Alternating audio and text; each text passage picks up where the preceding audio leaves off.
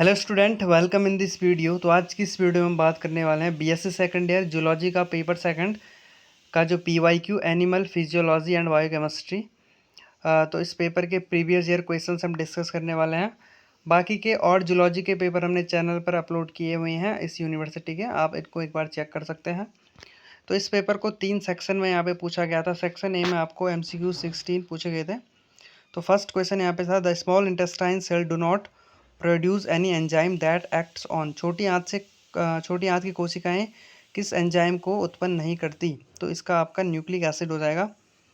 Question number second, the protein food is digested by enzyme secreted bye. तो protein भोजन द्वारा स्रावित enzyme द्वारा पचता है। तो इसका हो जाएगा small intestine, stomach and pancreas. तो ऑप्शन नंबर सी आपका करेक्ट हो जाएगा, क्योंकि लीवर से कोई भी एंजाइम सेक्रेट नहीं होता है। नेक्स्ट आपका क्वेश्चन था, the volume of air which can be inspire over and above the resting tidal volume is called. वायु का वह आयतन जिसे विरामी ज्वरीय आयतन के ऊपर और ऊपर प्रेरित किया जा सकता है। तो इसको हम बोलते हैं यहाँ पे इंस्पायरेटरी रिजर्व वॉल्यूम, यानी कि IRV। तो ऑप्शन सी यहाँ पे करेक्ट हो जाएगा। नेक्स्ट जो आपका क्वेश्चन था, chloride shift is involve in the transport of. तो क्लोराइड शिफ्ट कार्बन डाइऑक्साइड के परिवहन के लिए आवश्यक होता है। तो ऑप्शन बी करेक्ट होगा।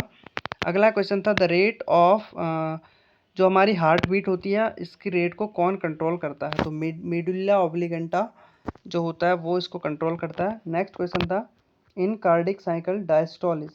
तो कार्डिक साइकिल में डायस्टोल क्या होता है, ये यहाँ पे बताना था। तो इसका आंसर ऑप्शन बी यहाँ पे हो जाएगा, the relaxation period after contraction of the heart. दिल के संकुचन के बाद विश्राम अवधि। अगला क्वेश्चन था, द बोमेन कैप्सूल इज। तो बोमेन कैप्सूल क्या होता है वो आपको बताना था। तो ऑप्शन ए यहाँ पे करेक्ट होगा, a part of uriniferous tubule and is the site can filtration of various blood constituents during the formation of urine. एक मूत्रवाहिनी नलिका का एक हिस्सा जो क्या करता है, मूत्र निर्माण के दौरान विभिन्न रक्त घटकों का निष्कर्षण यानी कि फिल्ट्रेशन, अल्ट्रा फिल्ट्रेशन का काम करता है। अगला क्वेश्चन था, loop of Henle is concerned with. तो लूप ऑफ हेनले आपका एक्सक्रीटरी सिस्टम, उत्सर्जन तंत्र से रिलेटेड होता है। अगला क्वेश्चन था, action potential of nerve cell is created by. तो एक्शन पोटेंशियल नर्व सेल इसका सोडियम होगा, आप इसको एक बार चेक करें। अगला क्वेश्चन था, नर्व ट्रांसमिशन इज। तो नर्व ट्रांसमिशन आपकी एक केमिकल यानी कि रासायनिक क्रियाविधि होती है।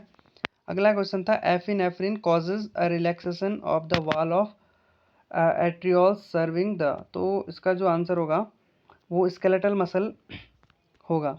ठीक है, वैसे आप एक बार इनको चेक कर सकते हैं, वैसे इसका स्केलेटल मसल भी होना चाहिए।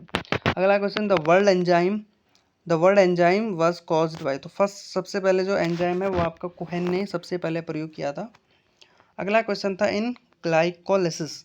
तो ग्लाइकोलिसिस मतलब ग्लाइकोलिसिस क्या होता है? तो glycolysis glucose converted into pyruvic acid. तो ऑप्शन डी यहाँ पे करेक्ट होगा। अगला क्वेश्चन था, the protein part of enzyme. तो प्रोटीन पार्ट ऑफ एंजाइम को एपोएंजाइम कहते हैं।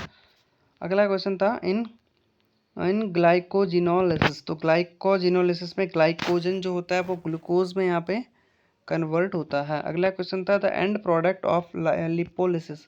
तो लिपोलिसिस का एंड प्रोडक्ट फैटी एसिड और ग्लिसरॉल दोनों, तो ए और बी बोथ होगा। सेक्शन बी में आपको 2 मार्क्स के 7 क्वेश्चन पूछे गए थे, जो कि है इंट्रासेल्युलर डाइजेशन क्या होता है, आपका beta oxidation of fatty acid क्या होता है, क्लोराइड शिफ्ट क्या होता है, नेफ्रॉन क्या होता है, उत्सर्जन के प्रकार और एंजाइम क्या होते हैं, और विभिन्न प्रकार के ब्लड ग्रुप का आपको डिस्कशन करना था। तो डायरेक्टली आपके टॉपिक से क्वेश्चन यहाँ पे पूछे गए हैं, तो आप अपने टॉपिक को अच्छे से पढ़ें। बाकी के पेपर चैनल पर आप एक बार देख सकते हैं, जूलॉजी के और भी, और बॉटनी एंड केमिस्ट्री के।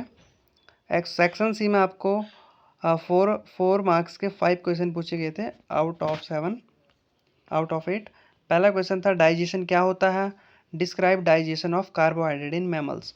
तो किसी का भी डाइजेशन पूछा जा सकता है, लिपिड्स का भी एंड आपका फैट्स का भी। ठीक है, अगला क्वेश्चन था, what is ornithine cycle. Ornithine cycle क्या होता है और ये यूरिया फॉर्मेशन में किस प्रकार हेल्प करता है।